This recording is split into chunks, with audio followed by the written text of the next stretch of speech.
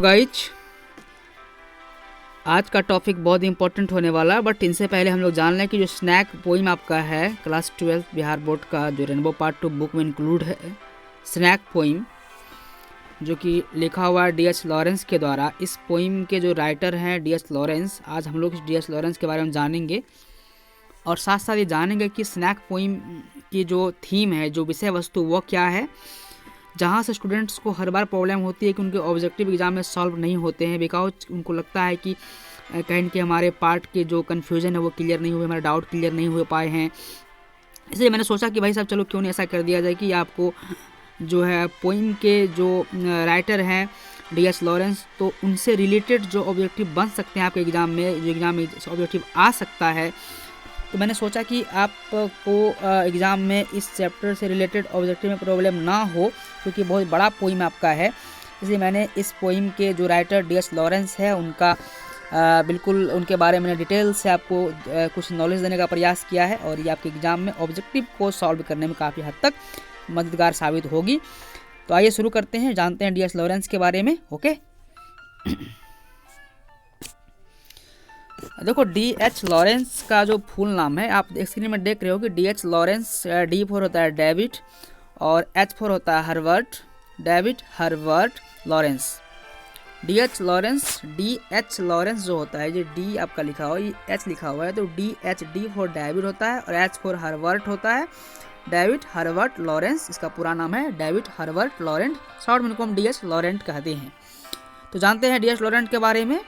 यहाँ लिखा हुआ, मैंने लिखा है नीचे में कि डेविड हर्बर्ट लॉरेंस, यानी कि डी.एच. लॉरेंस जो है उसी को कहा गया है, पुराना उसी का है।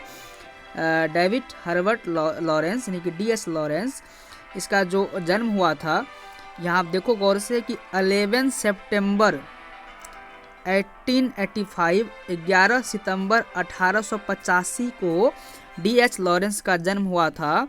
और ये डैश के बाद आप देखो गौर से कि ये दो लिखा हुआ है, 2 मार्च यानी कि 2 मार्च 1930 को इनका निधन हुआ था फ्रांस में। अब याद रखिएगा कि इनका जन्म और मृत्यु कब हुआ था। तो डी.एच. लॉरेंस का जो आपका ये डी.एच. लॉरेंस का जो यहाँ पे मैंने लिखा है कि इसका जन्म जो है 11 सितंबर 1885 को हुआ है और 2 मार्च 1930 को इसका निधन हुआ है फ्रांस में। ओके, फ्रांस, FRANC, फ्रांस में।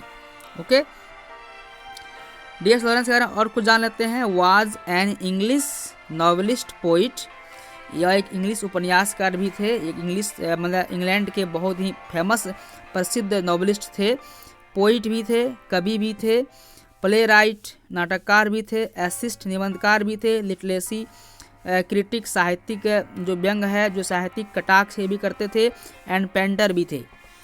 तो एक राइटर के बारे में आपने बहुत चीज़ जाना कि जो डी.एच. लॉरेंस है, इनका जन्म आपने जाना, इनका जन्म, उसके बाद इसका फिर आपने मृत्यु को जाना, फिर आपने इसके बारे में जाना कि यह इंग्लिश नॉवेलिस्ट थे एंड पोइट भी थे और प्ले राइटर थे, प्ले राइट करते थे, नाटककार भी करते थे, नाटककार भी थे, एसिस्ट निबंधकार भी थे, और लिटरेरी जो क्रिटिक है, जो साहित्यिक कटाक्ष है, वो भी लिखते थे, व्यंगकार कवि जिसको बोलते हैं, एंड पेंटर भी थे ये। तो बहुत सारी बातें आप देख लो यहाँ पे, आप डी.एच. लॉरेंस के बारे में आप जान सकते हो कि ये क्या क्या थे। प्ले राइटर थे, एसिस्ट थे, लिटरेरी क्रिटिक लिखते थे, पेंटर थे, नॉवेलिस्ट थे, इंग्लैंड के इंग्लिश नॉवेलिस्ट थे। इनका मृत्यु कब हुआ, इनका जन्म कब हुआ, इनका जन्म की बात कर लें तो 11 सितंबर 1885 को इनका जन्म हुआ था और 2 मार्च 1930 को फ्रांस में इसका निधन हुआ था। ओके, और कुछ जानने का प्रयास करते हैं इसके बारे में। यहाँ मैंने बहुत ही फैक्चुअल पॉइंट को लिखा है आप सब बच्चों के लिए कि यहाँ मैंने देखो लिखा है कि D H. Lawrence is regarded as one of the most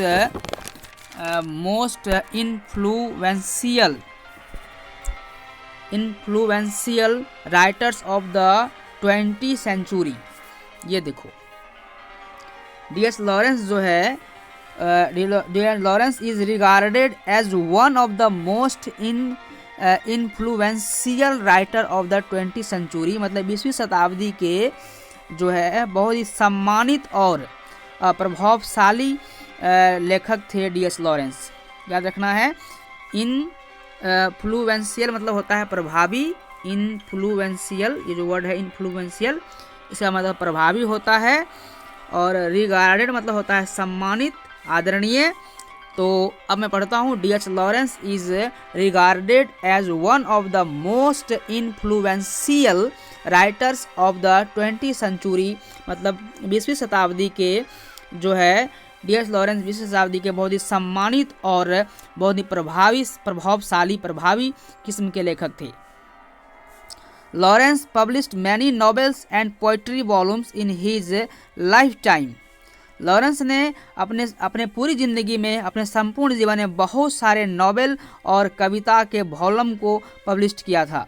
इनके जब तक इनकी ज़िंदगी इसका रहा तब तक इनके जीवन में बहुत सारे इनके द्वारा लिखे गए मैनी नॉवेल्स, बहुत सारे उपन्यास एंड पोइट्री जो कविताएं हैं उनका मतलब प्रकाशन हुआ था, पब्लिश हुआ था।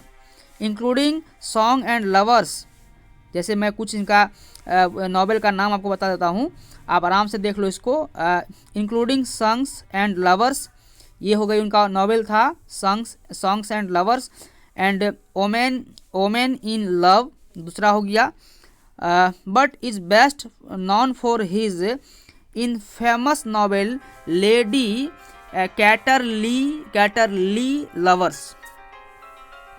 जितने भी यहाँ पर आप नॉवेल देख रहे हैं, जैसे आप यहाँ देख रहे हैं कि सॉन्ग्स एंड लवर, ये जो है सॉन्ग्स, ये देखो आप सॉन्ग्स एंड लवर्स ये नॉवेल। फिर देखो ये ओमेन इन लव, यहाँ पे देखो ओमेन इन लव ये नॉवेल, ये सॉन्ग्स एंड लवर्स ये नॉवेल, ये सब नॉवेल लिखे इन्होंने। लेकिन जहाँ तक बात करेंगे, यहाँ लिखा हुआ but is best known for his infamous, लेकिन इनका जो ये जो फेमस हुए, इनका सबसे जो अच्छा, इनका सबसे जो बेस्ट ये जो हुए, इनको जो सबसे ज़्यादा फेमसलिटी मिली, जो प्रसिद्धि मिली D.H. लॉरेंस को, वो इनफेमस, इसका एक नॉवेल था जो बड़ा ही इनफेमस था, फेमस नहीं था गाइस, यहाँ देखो वर्ड है इनफेमस था। इनफेमस कहते हैं वो लज्जा वाली, जिसमें शर्म वाली बात हो, लज्जा वाली बात हो, जो इनफेमस हो, नॉवेल था इनका।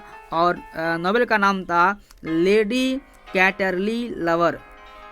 यह एक ऐसा नॉवेल था जो बहुत ही शर्मनाक नॉवेल था, इनफेमस था, और यही नॉवेल D.H. लॉरेंस को मतलब फेमस बनाया। हालांकि इसका नॉवेल था इनफेमस। क्यों इनफेमस था, क्यों लज्जा वाली थी नॉवेल, देखो मैंने नीचे लिख दिया है। The graphic and highly sexual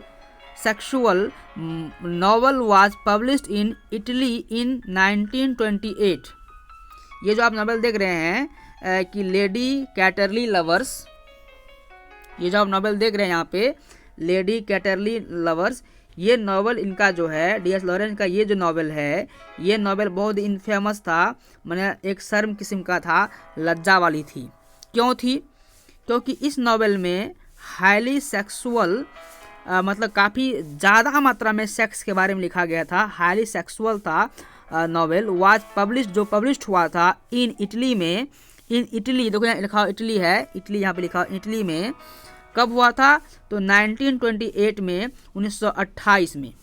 मैं फिर पढ़ दूँ, the graphic and highly sexual novel was published in Italy in 1928 but was band, लेकिन इसको बैंड कर दिया गया था, इसको बंद कर दिया गया था इन द यूनाइटेड स्टेट, मतलब अमेरिका में इस नॉवेल पर बैन लगा दिया गया था, इसको बंद कर दिया गया था अंटिल 1959, 1959 तक इसको जो अमेरिका में यूनाइटेड स्टेट में इस नॉवेल को बैन कर दिया गया था, क्योंकि ये नॉवेल काफ़ी हाईली सेक्सुअल था। एंड और इन इंग्लैंड, और इंग्लैंड में जहाँ D.H. लॉरेंस का जन्म है, एंड इंग्लैंड अंटिल 1960, और इंग्लैंड में 1960 तक इस नॉवेल को बैन कर दिया गया था। Lawrence diet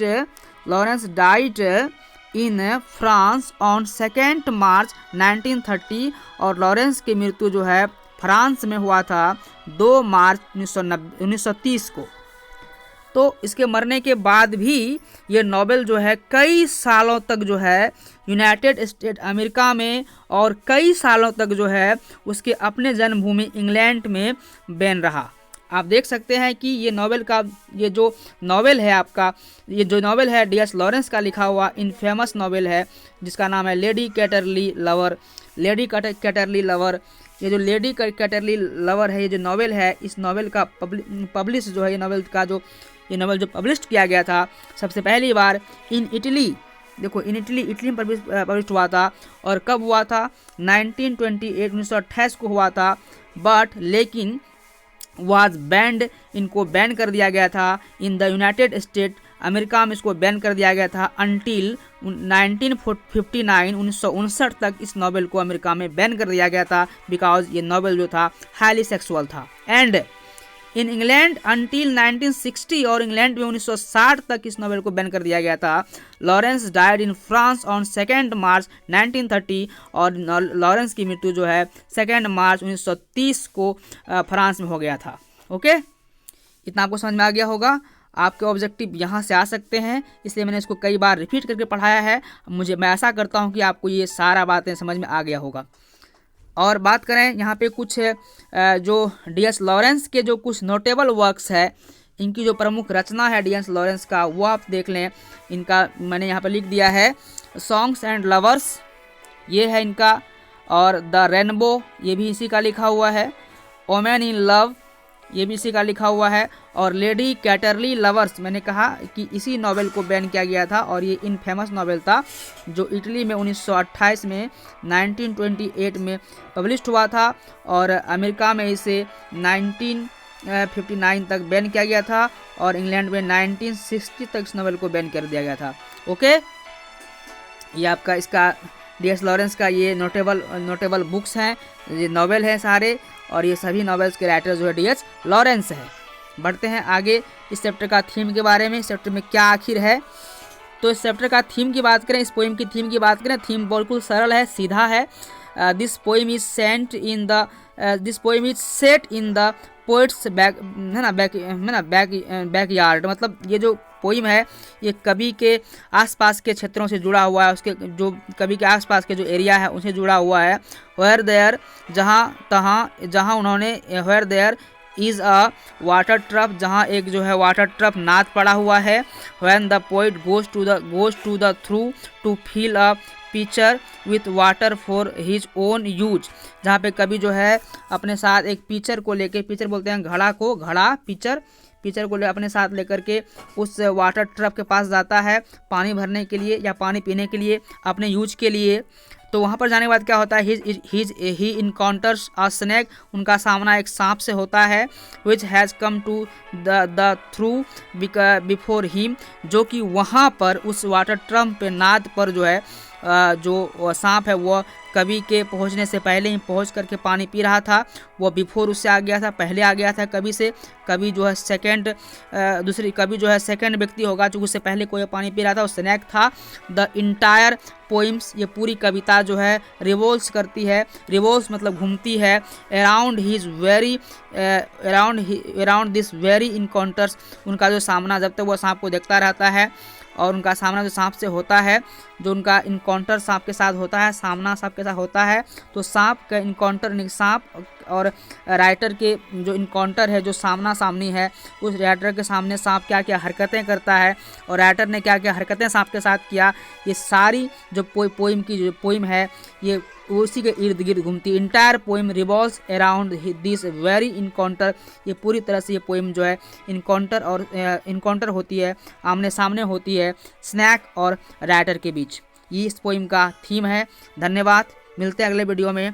take care, bye bye. लेकिन मैंने इस पोइम में आप सभी के लिए कुछ मैसेज छोड़ा है, आप इस मैसेज को ज़रा देखें, और मेरे हर मैसेज में, मेरे हर कोटेशन में आपके लिए कुछ ना कुछ सीख रहती है, कुछ ना कुछ लर्निंग और पॉइंट व्यू होता है जो आप सब स्टूडेंट्स के लिए काफ़ी फ़ायदेमंद होता है।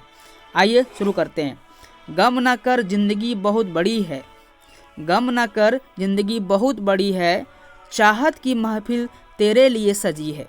गम न कर ज़िंदगी बहुत बड़ी है, चाहत की महफिल तेरे लिए सजी है।